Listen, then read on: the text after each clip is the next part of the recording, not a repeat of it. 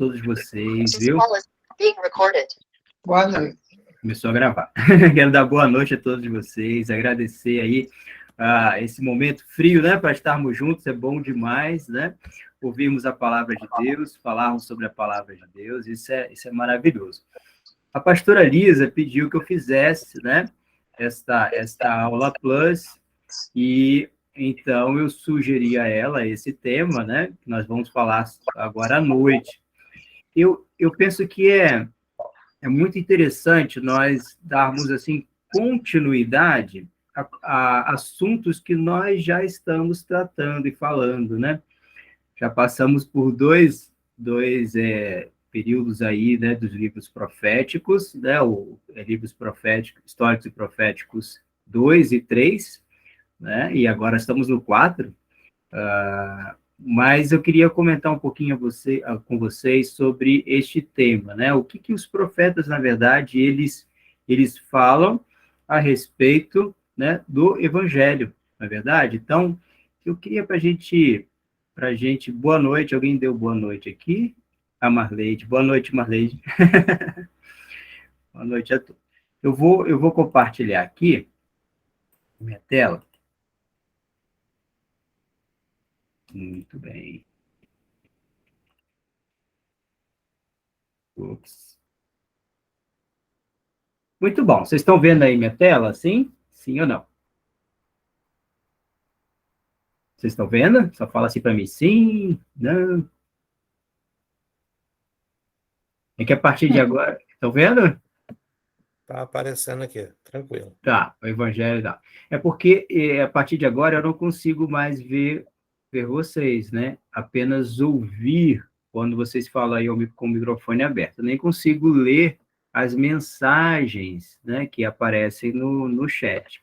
Então, se vocês tiverem alguma pergunta, alguma coisa, se escrever eu não vou conseguir ler, né? Então, seria talvez melhor perguntar mesmo, abrir o microfone e perguntar. Então, vamos lá, querido.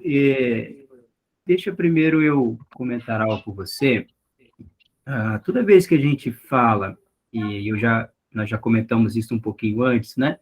Toda vez que nós falamos a respeito de profecia, do livro profético, a gente precisa identificar a respeito de que período o profeta está falando.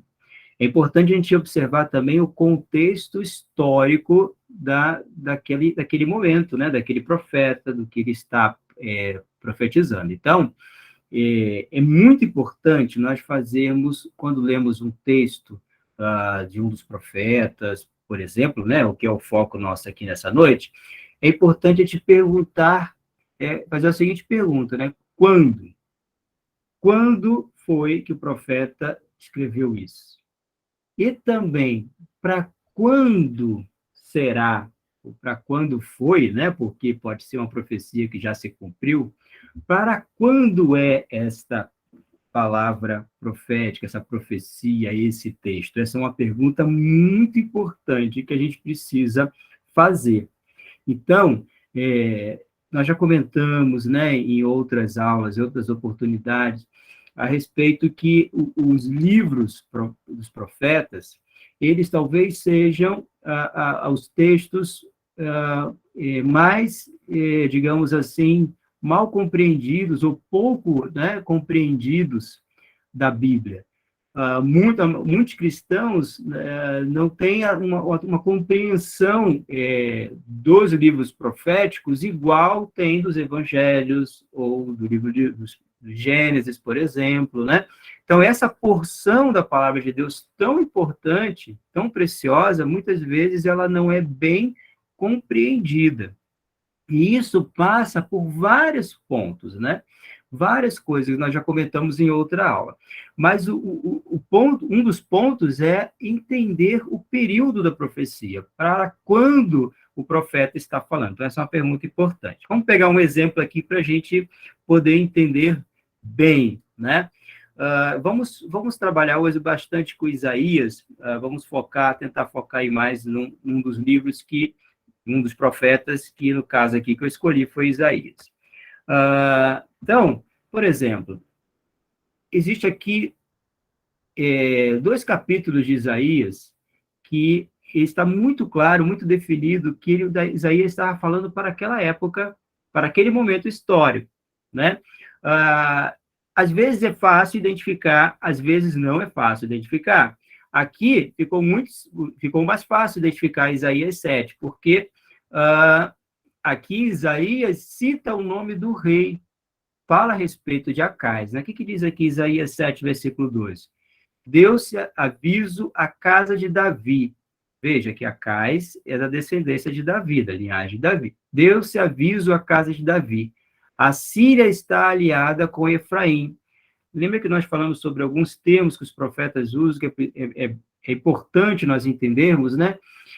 Quando o profeta fala de Efraim, está falando da principal tribo do reino do norte. Então, está falando a respeito de Israel, no reino dividido.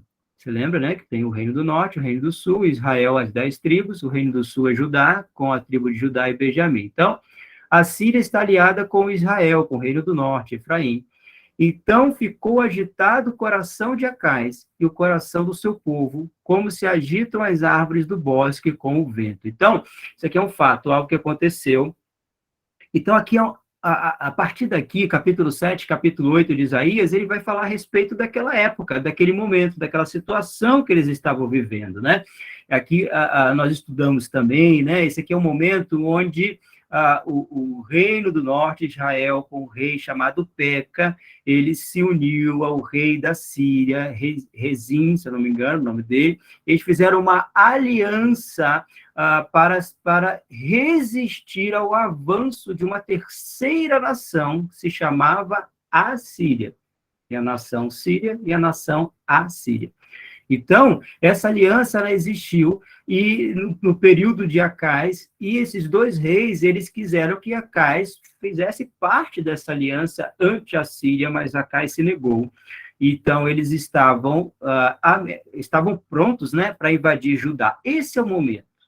Acais estava receoso dessa aliança da Síria com Israel, que estava marchando em direção ao reino de Judá, o reino do sul. Então, Acais ficou agitado. O povo também, veja isso aqui é importante, tanto o rei quanto o coração do povo. Então, houve uma palavra de Deus para o profeta Acais. Aquela palavra era para aquele momento.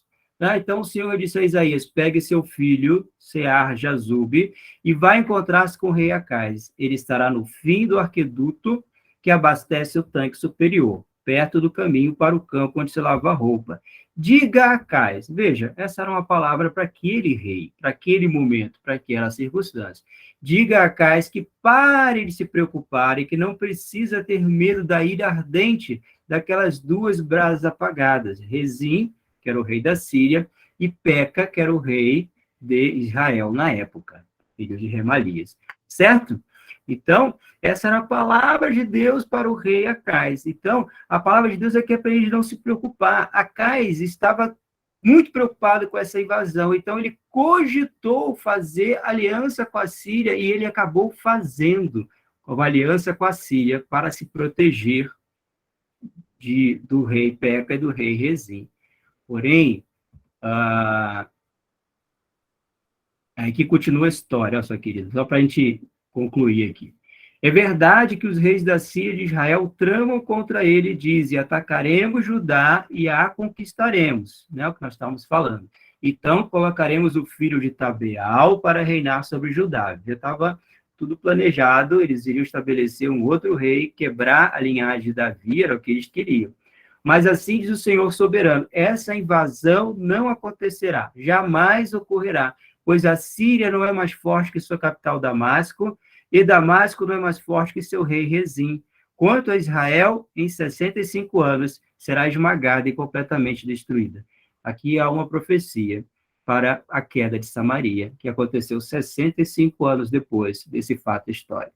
Tá vendo? Quando a gente começa a entender a história, quando a gente começa a entender o que está acontecendo, os fatos históricos, a gente consegue identificar os textos e para que momentos são. Israel não é mais forte que sua capital Samaria, e Samaria não é mais forte que seu rei Peca, filho de Remalia. Se vocês não crerem com firmeza, não permanecerão firmes. Depois o Senhor enviou essa mensagem ao rei Acais: peça ao Senhor seu Deus o sinal de confirmação. Pode ser algo difícil, alto como os céus, ou profundo como o lugar dos mortos. O rei Acais, porém, respondeu: não porei o Senhor à prova deste modo. Então o profeta disse: ouçam bem, descendentes de Davi, não basta esgotar a paciência das pessoas, agora também querem esgotar a paciência de meu Deus? Então, Deus deu todas as chances, avisos a Acais, né? Que bastava ele confiar em Deus, e também o próprio Deus fala ali com Isaías, né? Continua a falar com Isaías também sobre essas circunstâncias. O Senhor me advertiu firmemente de que não pensasse como todos os outros, disse ele. Não chame tudo de conspiração, como eles fazem. Não viva com medo do que eles temem. Considere o Senhor dos Exércitos santo em sua vida. É a ele que você deve temer. Ele é quem deve fazê-lo estremecer. Então, veja Deus falando, né, claramente, que Acais, naquele momento, ele preferiu fazer uma aliança política com a Síria. Em vez de confiar em Deus, ele preferiu partir para essa aliança política, para se proteger, para se proteger da perseguição, da guerra, né? Veja que os nobres, os comandantes, as pessoas de poder, de influência, pressionaram Acais para que tomasse decisão, Então, Acais, ele deixou de confiar em Deus e preferiu partir para a política, né? Para essa aliança política a fim de se defender. Houve muitos males, tanto para Israel. Isso culminou com o fim de Israel, né, a queda de Samaria, e também muitos males para Judá, porque quando se faz alianças, alianças como essa que Acais fez, é preciso fazer concessões, né? E entrou muitos males dentro da nação de Judá, como idolatria e muitas outras coisas. Certo? Até aqui tudo bem? Vocês estão comigo? Estão me ouvindo bem aí? Sim? Não? Sim. Muito bem. Sim. Então, obrigado, queridos. Não estou me sentindo sozinho agora. Então, a primeira coisa é perguntar quando, certo? Agora, uma outra pergunta que nós podemos fazer quando estamos lendo o livro: essas profecias já se cumpriram? Essas que nós lemos já se cumpriram, já aconteceu, né? Foram referentes àquele período histórico. Agora podemos estar diante de outra profecia, de outro texto dos livros proféticos. Já se cumpriram, né? Talvez não seja para aquele momento, não fosse para aquele momento, para um momento futuro, mas um futuro breve. Já aconteceu ou não? Então, eu trouxe aqui, eu peguei o livro de Mateus, e peguei aqui alguns trechos em Mateus, onde profecias do Velho Testamento se cumpriram no Evangelho, né, na vinda do Senhor Jesus. Então, Isaías profetiza que Jesus iria nascer de uma virgem, né? Miqueias fala do local de nascimento de Jesus, Belém. Oséias fala que Jesus, quando menino, iria para o Egito, mas que retornaria. Muito bem. E aí vamos tendo vários textos, né? E várias profecias que se cumpriram já no Evangelho, né? Em Mateus, e Lucas e João, na vida de Jesus, né? Aqui na Terra. Mas a gente tem que observar alguma coisa importante aqui, que eu queria, assim, só ilustrar isso, né? Que quando a gente fala sobre profetas, o que a gente pensa? Isaías, Jeremias, Daniel, Zacarias, Joel, não é? Miqueias, Oséias, a gente pensa nos profetas, nos livros proféticos. Mas é importante perceber que Davi também era profeta. Há muitas profecias nos Salmos, profecias que já se cumpriram e profecias que ainda se cumprirão. Davi, ele era profeta? Sim, e a própria palavra de Deus fala sobre isso, né? O apóstolo Pedro, fazendo um discurso lá no Pentecostes, ele falou assim, irmãos, seja permitido dizer-vos claramente a respeito do patriarca Davi, que ele morreu e foi sepultado, e seu túmulo permanece entre nós até hoje. Sendo, pois, profeta, está falando a respeito de Davi, e sabendo que Deus lhe havia jurado que um dos seus descendentes se assentaria no seu trono, prevendo isto, Davi, prevendo isto, referiu-se à ressurreição de Cristo, que nem foi deixado da morte, nem o seu corpo experimentou corrupção. A este Jesus, Deus ressuscitou, do que todos nós somos testemunhas. Então, nós temos muitas profecias do Velho Testamento, não apenas nos livros proféticos. Até mesmo Moisés, ele era profeta, né, e profetizou a respeito de Jesus. Então, aqui é só mais um exemplo, né? O próprio Senhor Jesus fala a respeito do livro de Salmos como escrituras que não podem falhar. Então, replicou-lhe Jesus: não está escrito na vossa lei, eu disse, sois deuses? Se ele chamou deuses aqueles a quem foi dirigida a palavra de Deus, e a escritura não pode falhar, então Jesus continua a explicação. Que texto é esse? Jesus está falando de Salmos 82, versículo 6, texto de Davi, certo? Então, os salmos não são apenas cânticos, né? Muitos salmos, alguns não são, mas muitos dos salmos são proféticos. Muito bem, então, nós percebemos que há muitas profecias a respeito de Jesus, e muitas já se cumpriram. Mas o que é muito, muito, muito interessante é que existem muitas outras profecias. Lembra que a gente fez aquela pergunta? Essa profecia já se cumpriu ou não? Existem muitas outras profecias que ainda não se cumpriram. Aliás, existem cerca de 5 ou 6 vezes mais profecias que ainda aguardam cumprimento do que aquelas que já se cumpriram. Veja que há muitas profecias a respeito do fim dos tempos, a respeito também da segunda vinda de Jesus. Então, isso é importante, até para a gente ter em mente, querido, que até os apóstolos, eles aguardavam ansiosamente pelo cumprimento de todas as profecias. Eles estavam ansiosos pelo cumprimento de todas as profecias. Então, vou pegar aqui um texto. Antes de falar dos apóstolos, deixa eu falar um pouquinho ainda sobre esse texto aqui. Sair um pouquinho aqui da ordem, né? Se vocês quiserem fazer pergunta, me interromper, por favor, fiquem muito à vontade, né?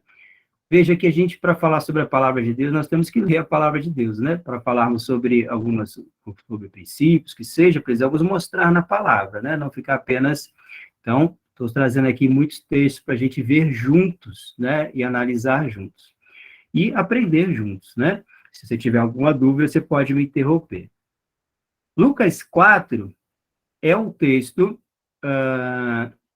que fala a respeito daquele dia que Jesus leu o livro de Isaías. Vocês lembram desse texto? Ele foi a Nazaré, onde havia sido criado, e no dia de sábado entrou na sinagoga, como era seu costume, e levantou-se para ler. Foi-lhe entregue o livro do profeta Isaías. Queridos, é o mesmo que você tem, é o mesmo que eu tenho aqui na minha Bíblia. Abriu e encontrou o lugar onde está escrito. Olha que coisa linda. O Espírito do Senhor está sobre mim, porque ele me ungiu para pregar boas novas aos pobres. Ele me enviou para proclamar liberdade aos presos e recuperação da vista aos cegos, para libertar os oprimidos e proclamar o ano da graça do Senhor. Então ele, Jesus, fechou o livro, devolveu o assistente e assentou-se. Na sinagoga, todos tinham os olhos fitos nele, e ele começou a dizer-lhes: hoje se cumpriu a escritura que vocês acabaram de ouvir. Então veja que Jesus, ele mesmo deu testemunho de que aquela profecia de Isaías era a respeito dele e que ela havia se cumprido naquele momento. Mas, se nós formos ao texto de Isaías, este texto onde Jesus leu Isaías, primeiro que a gente precisa ter em mente que Isaías, naquela época, e quando foi escrito, não era separado por capítulo, versículo, nada disso. Isso aconteceu muitos anos depois, né? Você sabe, a gente fala um pouquinho sobre isso lá no Panorama Bíblico, né? Então, os capítulos, os versículos não estão né? Não estavam nos escritos originais, foram colocados depois para nos ajudar a encontrarmos textos, certo? Então, Jesus, quando leu Isaías, não tinha capítulo, não tinha versículo. Ele leu, era um texto corrido, ele leu um trecho. Esse trecho que ele leu é o que nós acabamos de ver aqui. Porém, a profecia, ela continua, ela não termina ali onde Jesus parou de ler, ela continua. Esse texto é esse aqui, né? É Isaías 61, de 1 a 7. Vamos ler só esse pedaço aqui. Veja que está escrito aqui em negrito, eu fiz isso, né? Na Bíblia não está assim, só para mostrar a parte que Jesus leu. O Espírito do Soberano Senhor está sobre mim, porque o Senhor ungiu-me para levar boas notícias aos pobres, enviou-me para cuidar dos que estão com o coração quebrantado, anunciar liberdade aos cativos e libertação das trevas aos prisioneiros, para proclamar o ano da bondade do Senhor. E aqui Jesus para de ler e ele fala, aqui cumpriu-se a profecia, mas ela continua. Essa segunda parte, quando Jesus faz isso, ele nos dá uma forte indicação que ainda há algo para se cumprir. Essa primeira parte se cumpriu na primeira vinda de Jesus. A segunda parte também vai se cumprir em Jesus, em um momento ainda que virá, certo? E a segunda parte fala, e o dia da vingança do nosso Deus, para consolar todos que andam tristes, dar a todos os que choram em Sião uma bela coroa em vez de cinzas. Haverá o dia, né, que receberemos a coroa. O óleo da alegria em vez de pranto, o manto de louvor ao invés de espírito deprimido. Eles serão chamados carvalho de justiça, plantio do Senhor. E aí continua, né? Lá no final vai falando assim, ó. Em lugar da vergonha que sofreu, o meu povo receberá porção dupla, e ao invés da humilhação, ele se regozijará em sua herança, pois herdará porção dupla em sua terra, e terá alegria eterna. Então, veja, querido, que o próprio Senhor Jesus nos ensina e nos mostra isso, né? Então, o que nós estamos falando até agora? Primeira coisa, resumindo, ao pegarmos um texto, né, dos profetas, qualquer um deles, né? Você está estudando um livro da Bíblia, um texto profético, eu preciso fazer uma pergunta. Quando que o profeta escreveu isso? Para quando seria? Era para aquele momento? Então, nós lemos um texto de Isaías que falava a respeito de Acais, aquele momento histórico. Segunda pergunta, essa profecia já se cumpriu? Sim, a gente consegue entender quando foi, né? Ou não, se não se cumpriu, querido, eu e você cremos com toda a convicção do nosso coração, porque nós cremos que a palavra de Deus ela é infalível. Se ela não se cumpriu, ela vai se cumprir. Se as profecias a respeito da primeira vinda de Jesus todas se cumpriram, por que as demais profecias a respeito da segunda vinda de Jesus não se cumpririam? Não há razão para pensarmos assim, não é verdade? Além do mais, nós sabemos que a Bíblia é a palavra de Deus infalível. Então, há profecias, sim, para se cumprir, certo? Muito bem. E os apóstolos, agora sim, os apóstolos, eles aguardavam o cumprimento de profecias que ainda não haviam se cumprido. Olha que lindo esse texto aqui em Atos 3, versículos 17 a 26, aqui também mais um discurso de Pedro, depois daquele paralítico ser curado à porta do templo, né? Pedro fala assim, agora, irmãos, eu sei que vocês agiram por ignorância, bem como seus líderes, mas foi assim que Deus cumpriu o que tinha predito por todos os profetas. Olha que coisa maravilhosa. Dizendo que o seu Cristo haveria de sofrer. Arrependam-se, pois, e voltem-se para Deus, para que seus pecados sejam cancelados, para que venham tempos de descanso da parte do Senhor. E ele mande o Cristo, ao qual lhes foi designado Jesus. Ué, Jesus não já veio? Como assim ele mande o Cristo? Veja que agora Pedro está falando sobre a segunda vinda de Jesus. Aí ele explica, é necessário que ele permaneça no céu, até que chegue o tempo em que Deus restaurará todas as coisas, como falou há muito tempo, por meio dos seus santos profetas. Pedro fala aqui claramente para nós e nos ensina há profecias que já se cumpriram na primeira vinda de Jesus e há outras que aguardam o seu cumprimento. E são os mesmos profetas que profetizaram sobre a primeira vinda, falam a respeito da segunda. Que coisa linda e maravilhosa. Então, entendermos ao tempo da profecia é fundamental para compreendermos os textos, né? Me perdoe se eu estou sendo insistente nisso, porque quando a gente tem essa percepção, isso entra, sabe, na nossa mente, no nosso coração, a gente começa a perceber e estudar os textos para entender melhor a que momento se refere, a gente tem a melhor compreensão da palavra de Deus, e isso é vida para nós, enche o nosso coração de fé, porque nós temos a segurança e a certeza do que aquilo que Deus prometeu, já que algumas coisas já se cumpriram e outras irão se cumprir. Amém, queridos? Muito bem, mas aqui Pedro fala, a gente conclui o raciocínio, né? É muito importante. Vocês podem me interromper, viu? Porque eu gosto muito de falar sobre a palavra de Deus, isso aqui é apaixonante para mim, né? É sempre revelador, transforma, né? A palavra de Deus nos transforma, então eu gosto de falar e vou falando, né? Então, se você tiver uma pergunta, uma dúvida, por favor, me interrompa. Então, há uma frasezinha aqui importante que Pedro fala. É necessário que ele permaneça no céu até que chegue o tempo em que Deus restaurará todas as coisas. Você vai observar sempre essa expressão muito comum na palavra de Deus, o tempo da restauração de todas as coisas, a restauração do reino a Israel. Os apóstolos falavam muito sobre a restauração, né? A palavra em hebraico, tikkun, restauração. Eles esperavam isto. O que significa a restauração de todas as coisas? Então,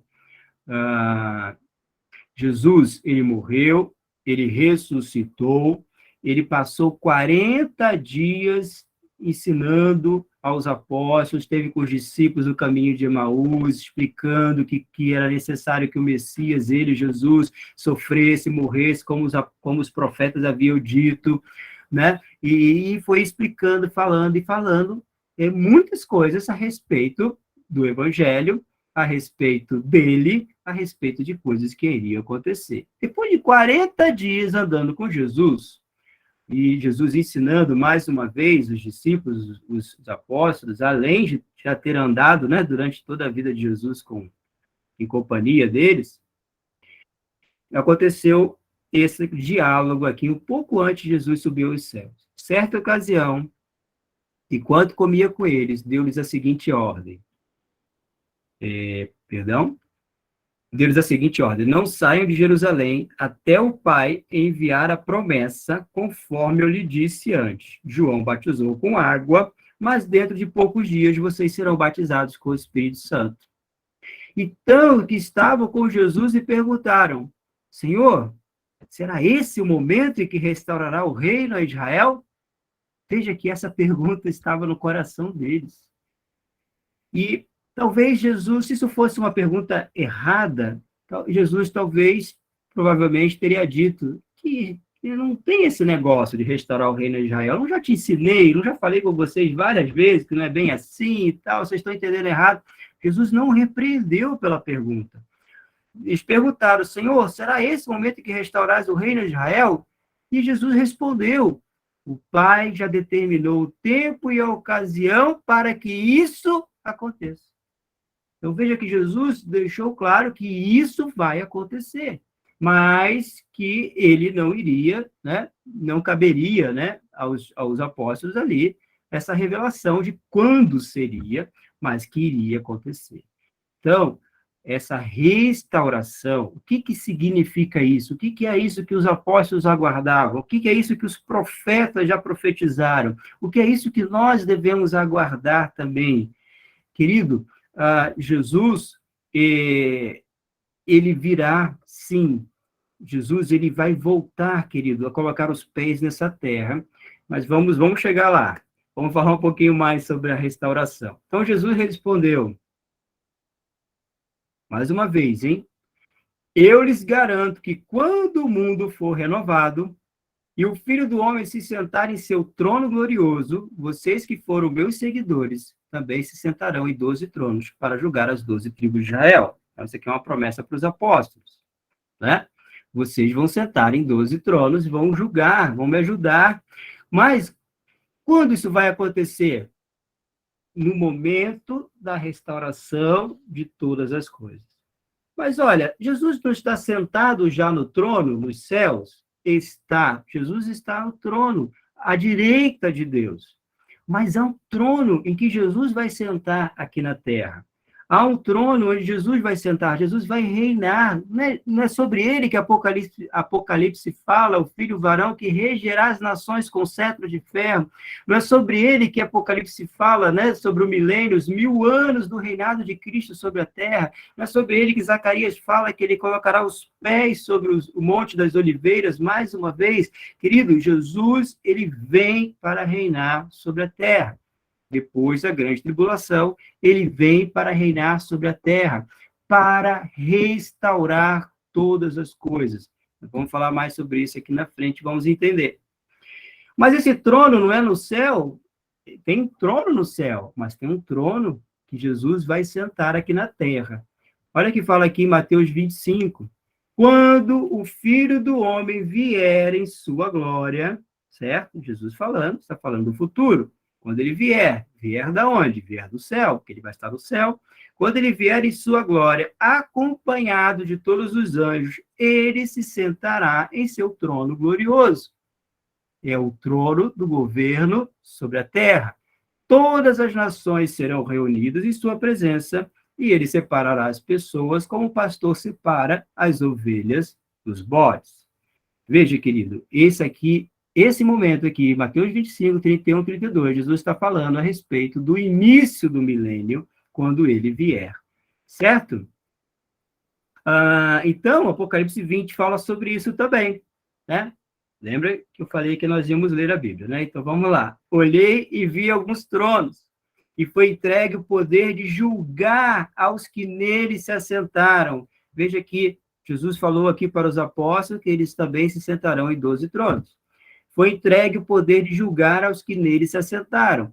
E vi as almas dos que foram degolados por causa do testemunho de Jesus e da palavra de Deus, os que não adoraram a besta, nem tampouco a sua imagem, e não receberam o sinal na testa nem nas mãos. Olha aqui, queridos, ó. Eles reviveram e reinaram com Cristo durante 1000 anos. Então, é aqui o texto Apocalipse que fala sobre o milênio. Certo? Entretanto, os demais mortos não reviveram até que se completassem os 1000 anos, esta é, pois, a primeira ressurreição. Então, além de Jesus reinar sobre a terra, querido, nós vamos exercer um papel importante, porque Jesus assim mesmo decidiu que seria um papel importante no governo da terra no milênio, certo?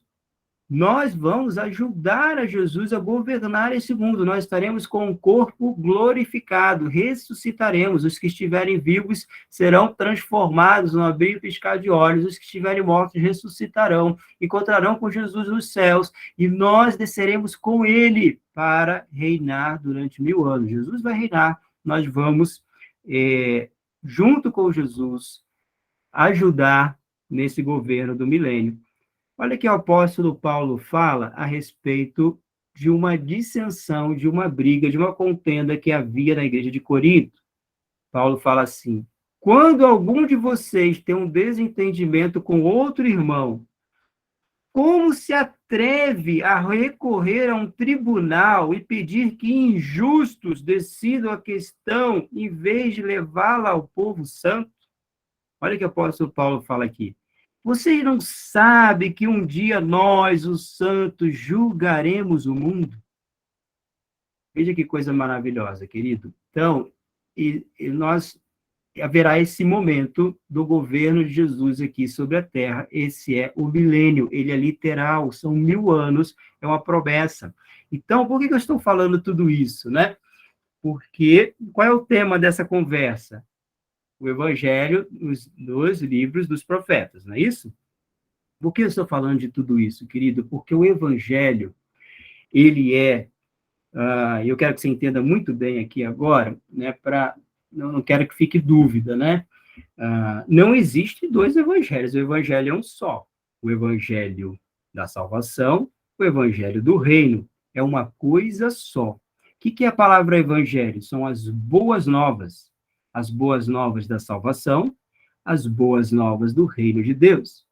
Querido, o evangelho, muitas vezes nós podemos correr o risco de pensar que o evangelho é Jesus veio, morreu, ressuscitou, está no céu e um dia estaremos lá com ele. Isso é verdade? É verdade. Mas o evangelho é isto e também mais alguma coisa. A história não termina ali, certo? A história não termina nesse momento. Jesus, ele irá voltar para governar, para reinar, para restaurar este mundo. Para quê? Esta terra, melhor dizendo, né? Não o mundo, esta terra. Para quê? Para que o próprio Deus venha habitar na terra. É muito engraçado isso, né? Porque muitos cristãos querem ir para o céu, mas Deus quer morar na terra. Foi para isso que Deus criou a terra, né? Então, eu estava lembrando esses dias, né? Uma revista que eu li há muito tempo atrás, né? Uma revista da Impacto, estou com ela aqui, eu não sei se você já consegue ver o que está escrito aqui, né? A capa da revista diz assim, ó, Deus quer morar na terra. E aí tem pelo menos 2 versículos aqui na capa, né? Pois o Senhor escolheu a Sião, preferiu-a por sua morada. Este é para sempre o lugar do seu repouso. Sião representa Jerusalém. Deus escolheu aquele lugar como lugar para seu repouso, para morar eternamente. Querido, por que Deus fez isso? Eu não sei. Por que ele escolheu? Eu não sei. Por que Deus fez a terra? Nós não sabemos, mas Deus, ele criou a terra perfeita. Deus estabeleceu o reino do Éden. Dentro do Éden, Deus fez um jardim e Deus colocou o homem nesse jardim. A palavra de Deus diz que os rios desciam da parte mais alta e atravessavam, irrigavam o jardim. Veja que o rio sempre corre da parte mais alta para a parte mais baixa, nunca o contrário, não é verdade? Então, Deus descia da parte mais alta a encontrar-se com o homem no jardim todos os dias, na viração do dia, para ter comunhão com o homem. Deus desejou e deseja morar com o homem.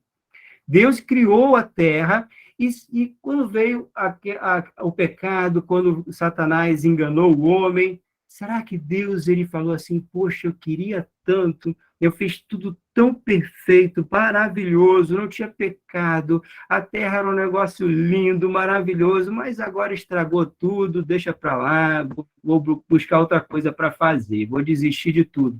Não, querido, Deus não desistiu. Deus, a palavra de Deus, desde Gênesis até o Apocalipse, é Deus trabalhando para resgatar o homem, para restaurar todas as coisas. Então, o milênio é o tempo da restauração, é o momento onde nós vamos caminhar de volta ao Éden. Várias coisas serão restauradas, nós vamos ver um pouquinho mais na frente. Várias coisas serão restauradas, inclusive a longevidade do homem, por exemplo. Você lembra daquela lá do Gênesis, né? Lá no início, os homens viviam 700, 800, 900 anos. Então, Isaías fala sobre isso também. Isaías fala sobre as bênçãos do milênio, a restauração, o retorno ao Éden. Depois do reino do Éden, veio essa presente era, onde nós estamos. De pecado, de maldade, de morte, de dor. Veja, Deus não planejou tudo isso, ele não quer isso. Né? É o momento que nós vivemos hoje, de tanta violência, de tanta angústia, depressão, tristeza, sabe? Mas Deus não quer isso. Então, Jesus veio, morreu naquela cruz, derramou o seu sangue naquela cruz em nosso favor. E, querido, Jesus ali já abriu as portas para o reino de Deus. Hoje, esse reino, ele já nos alcança nessa presente era. É como aquele sol que brilha, onde os feixes de luz atravessam, né, os cantos das janelas e fechos de luz entram naquela casa escura, fechada pelas frechas da janela e começam a clarear esta casa. Hoje nós já vemos curas, hoje nós já vemos endemoniados sendo libertos, hoje nós temos salvação, hoje nós vemos milagres, o Espírito Santo está aqui entre nós, agindo dentro de nós. Já o reino de Deus chegou. Mas, querido, ainda virá com muito maior glória quando o próprio Senhor Jesus estiver aqui na terra, restaurando todas as coisas. É o reino messiânico. Nós lemos Apocalipse, os apóstolos esperavam esse momento, os profetas falaram sobre ele, o período onde Jesus vem para restaurar todas as coisas. Depois da grande tribulação, Jesus irá inaugurar o seu reino aqui na terra por 1000 anos. E depois desses 1000 anos, depois da restauração de todas as coisas, a nova Jerusalém vai descer do céu. Vai haver uma ligação entre céu e terra. Aquilo que foi separado um dia será unido novamente. Não haverá mais distinção entre céu e terra. O céu vai tocar a terra. Venha o teu reino, seja feita a tua vontade, assim na terra como é nos céus. O próprio Deus vai tabernacular, né? Ele vai habitar aqui na terra, querido. E aí nós vamos... Aí não sabemos mais como vai ser, a palavra de Deus fala só que haverá novos céus e nova terra, aí nós estaremos entrando na era eternal, na eternidade. Que coisa linda, querido, esse é o plano, promessa de Deus para nós, certo? Tudo isso está descrito na Bíblia. Então, existem trechos dos profetas que não se encaixam nessa presente era. Nunca não aconteceu, não se cumpriu e não se encaixa nesse mundo que vivemos. Quer ver um exemplo? Aí nós podemos pegar, existem cerca de 150 capítulos da Bíblia que falam a respeito da era vindoura. O próprio Senhor Jesus falou diversas vezes sobre a era vindoura. Fala a respeito do milênio. Quer ver um exemplo? Olha isso aqui, Isaías 2, já para mantermos, né, ficarmos aqui em Isaías. Isaías 2, versículo 1 a 4. Esta é uma visão que Isaías, filho de Amós, teve acerca de Judá e Jerusalém. Olha, querido, que lindo. Nos últimos dias, o monte da casa do Senhor será o mais alto de todos. Falando a respeito do Monte Sião, será elevado acima de todos os outros montes. Povos de todo o mundo irão até lá para adorar. Gente de muitas nações virá e dirá: venham, vamos subir ao monte do Senhor, à casa do Deus de Jacó. Ali ele nos ensinará seus caminhos e nele andaremos. Olha que coisa linda, querido. Pois a lei do Senhor sairá de Sião, sua palavra virá de Jerusalém. O Senhor será mediador entre os povos e resolverá os conflitos das nações. Os povos transformarão suas espadas em arados e suas lanças em podadeiras. As nações deixarão de lutar entre si e já não treinarão para a guerra. Então, será um período de paz absoluta sobre a terra. E nós temos aqui alguns textos sobre... né? Vejam, crio novos céus e nova terra, e ninguém mais pensará nas coisas passadas. Alegre-se e exulte para sempre em minha criação. Veja, criarei Jerusalém para ser um lugar de celebração. Seu povo será fonte de alegria. Eu me alegrarei por Jerusalém e terei prazer em meu povo.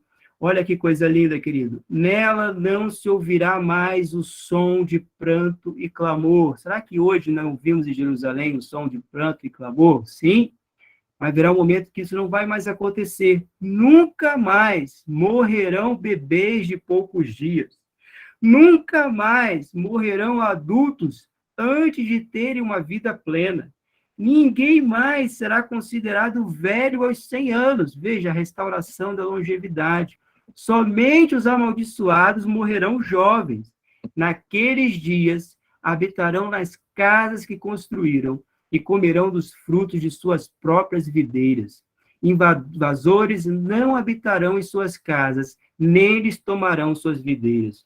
pois meu povo terá vida longa como as árvores. Meus escolhidos terão tempo para desfrutar tudo o que conseguiram com grande esforço. Não trabalharão inutilmente, e seus filhos não serão condenados à desgraça, pois são um povo abençoado pelo Senhor, e seus filhos também serão abençoados. Bem?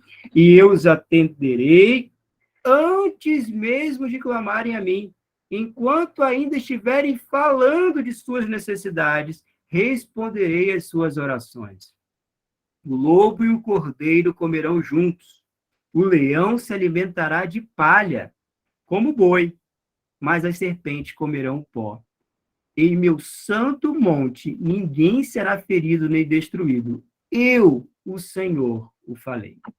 Então, querido, veja que aqui são só alguns exemplos. A palavra de Deus fala sobre a ecologia no milênio, sobre a restauração da ecologia, né? Fala sobre muitos aspectos também políticos, né? Vemos agora que não haverá mais guerra. Então, há muitos textos que falam a respeito desse momento. Então, querido, veja que muitas vezes nós podemos ler um texto dos profetas e não compreender bem, porque nós não estamos colocando o texto no período ao qual ele irá se cumprir, ou já se cumpriu, certo? Então, nós temos textos para aquele momento que o profeta falou, aquele período histórico, para anos seguintes, para a primeira vinda de Jesus, para a segunda vinda de Jesus, para o reino milenar. Então, quando nós entendemos e conseguimos, eu digo para vocês que realmente existe um certo desafio aí, nós temos que estudar, né, buscar compreender os textos, buscar revelação de Deus, entendimento, compreensão, nós temos uma melhor compreensão a respeito dos livros proféticos. Então, o Evangelho, ele está, sim, no livro dos profetas. Jesus, ele está descrito lá, né, a primeira vinda de Jesus nos livros proféticos. Muito bem. Terminei. Eu queria deixar esse momento para vocês fazerem perguntas, caso vocês tenham. Não sei se vocês têm perguntas ou não. Vocês querem ter alguma dúvida, alguma coisa que vocês queiram perguntar? Então, compartilhamos um pouquinho mais sobre os profetas, os textos proféticos e onde eles se encaixam. Certo? Muito bem.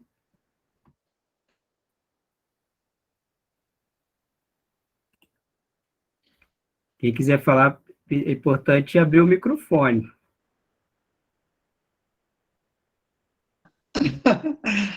Eu não tenho uma pergunta propriamente dita, mas eu tenho algo a colocar. Achei muito bom, não dá nem vontade de parar. Dá vontade de ouvir mais.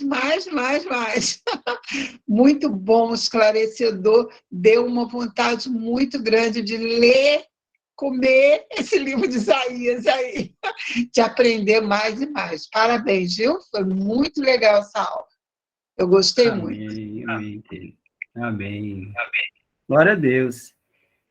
O desejo do meu coração, viu, queridos, é esse mesmo, sabe? É que a gente tenha fome e sede de estudar mais, compreender mais, não perdemos nada do que Deus já revelou para nós, não é verdade? Isso é lindo demais. Eu acho que alguém ia falar mais, eu cortei? Não. Não, né? Muito bem. Eu acho que nós podemos, então, encerrar. O que você acha, Andressa? Marcelo? Então, tá bom. Por mim, tá muito bom. Muito bom. Então, vamos... Fala aí, maravilhoso. Queridão. Fala aí. Muito bem. Vamos orar, então? Agradecendo a Deus por essa noite. Pai, nós te agradecemos, Senhor, por esse momento de estarmos juntos, compartilhando da tua palavra. Senhor, que a gente não ame, Pai, esta era, este mundo, as coisas desse mundo. Que o desejo do nosso coração, Senhor, seja como o Senhor nos ensinou a orar, ó Pai, que venha o teu reino, Senhor, venha o teu reino. O nosso desejo, ó Pai, é desde agora, Senhor, anunciar o teu reino, ganharmos pessoas para ti, Jesus, levarmos a tua palavra, porque temos uma esperança, ó Pai, que nós estaremos com o Senhor eternamente, aquilo que o Senhor prometeu, aquilo que o Senhor planejou. Pai, os teus planos, os teus projetos não são frustrados. Aquilo que o Senhor determinou no seu coração vai se cumprir. E, Pai, nós te agradecemos porque fazemos parte dos teus planos, ó Pai. Isso é lindo e maravilhoso demais. Quem é o homem que o Senhor venha se lembrar? Mas o Senhor nos ama como o Pai ama os seus filhos. E o Senhor deseja reunir toda a família, estar juntos. Um dia estaremos à mesa do Senhor. Um dia estaremos, Senhor, eternamente com Jesus. Pai, muito obrigado, Senhor. Muito obrigado, Deus, pela tua palavra, pelas tuas promessas. Estamos ansiosos, ó Pai, pela sua vinda. Ansiosos para estar com o Senhor. Pai, nos ajuda nesses dias, Senhor, a conhecer mais a tua palavra, nos aprofundarmos mais no conhecimento da tua palavra e que a nossa fé seja fortalecida e que a nossa fé seja, Senhor Deus, cada vez mais, ó Pai, fortalecida no Senhor. Esse é o desejo do nosso coração, ó Pai, em nome de Jesus. Queridos, quando eu orava, eu lembrei, né, que eu gostaria de indicar um livro para vocês. Por quê? Porque algumas pessoas me perguntaram assim, você nunca indicou um livro, indica um livro, né? Então, eu queria indicar um livro para vocês, e é bem rapidinho, eu vou falar sobre ele. Esse livro aqui ele é muito atual, se chama Dores de Parto. Bom, acho que inverteu a câmera, né? Dá para ler? Dores de Parto? Não, tá certinho? Dores de Parto, desse autor aqui chamado Ron Cantor. Ele é um americano de nascimento e judeu convertido. Hoje ele mora em Israel, tem uma igreja messiânica, né? Ele é pastor, uma igreja de judeus messiânicos, melhor dizendo, perdão. Ele é pastor e ele é evangélico, cristão. E ele, querido, ele voltou, ele saiu dos Estados Unidos, né, e hoje mora em Tel Aviv, em Israel, e tem a igreja lá. Então, ele fala muito a respeito, né, nesse livro aqui, que é um livro bem atual, foi escrito há poucos anos, ainda no meio da pandemia, e ele traz, assim, uma palavra profética sobre esse período da pandemia, e é um livro que fala muito a respeito das promessas de Jesus, né, sobre sua segunda vinda. Então, ele tem um capítulo que ele fala, ele é pós-tribulacionista. Então, se você não é, que você, né, se você crê no arrebatamento antes da grande tribulação, você pode pular esse capítulo, né? Para mim não me importa, porque eu sou pós-tribulacionista, né? Mas se você não quiser ler, não tem problema. Mas todo o livro, ele é muito interessante e ele traz muito conhecimento e discernimento para o tempo que nós estamos vivendo, por isso que se chama Dores de Parto. Certo? Tchau, gente. Tchau, Deus tchau, fique com pastor. Deus. Um Muito abraço, bom. querido. Tchau, Muito bom. tchau. Até a Tchau, próxima. pastora então. Helena. Abraço, Tchau, querido. Marcelo. Tchau, Marley. Oi, Tchau, tchau. Betinho. Tchau, Jean. Bom descanso para todos. Obrigada, Marcelo. Um Obrigada. abraço. Vocês